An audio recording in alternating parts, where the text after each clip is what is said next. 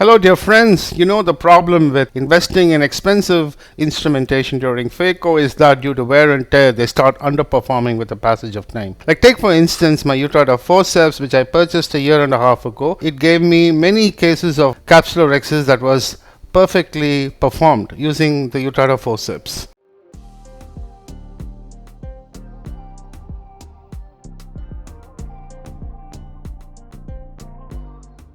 However, with the passage of time and with the repeating autoclave cycles, the tip of the capsular Rhexis forceps tends to get blunter and blunter, and therefore I found that I was not able to make a clear penetration of the anterior capsule.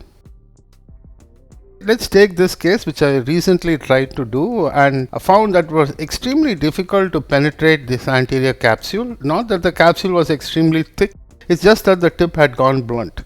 The attempt to create this opening was quite traumatic, that it actually made me get scared that I may create a zonular dialysis or may also create an uncontrolled rip in the anterior capsule that would run off to the periphery. Remember that it's only the penetration of the capsule that was difficult, that holding ability of the forceps remained quite unimpaired.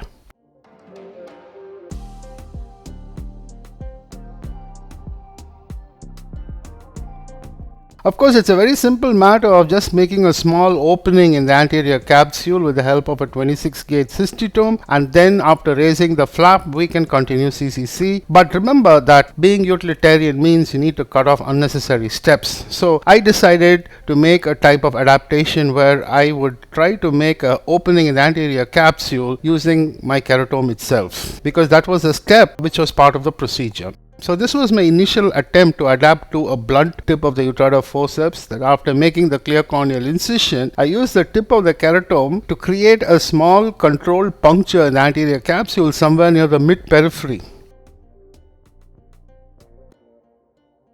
Now when you make this puncture, this creates a linear opening and leaves two flaps that are horizontally oriented to the incision. Because of the direction of the blade, the proximal flap is also turned inwards, making it quite difficult to grasp. And because I like to finish the sub-incisional portion of the CCC first, when I try to grasp this proximal portion, you can see that I'm having a lot of difficulty because of the linear orientation of this opening in the capsule, which is parallel to the incision, and also the fact that this flap is slightly inturned because of the direction of the blade.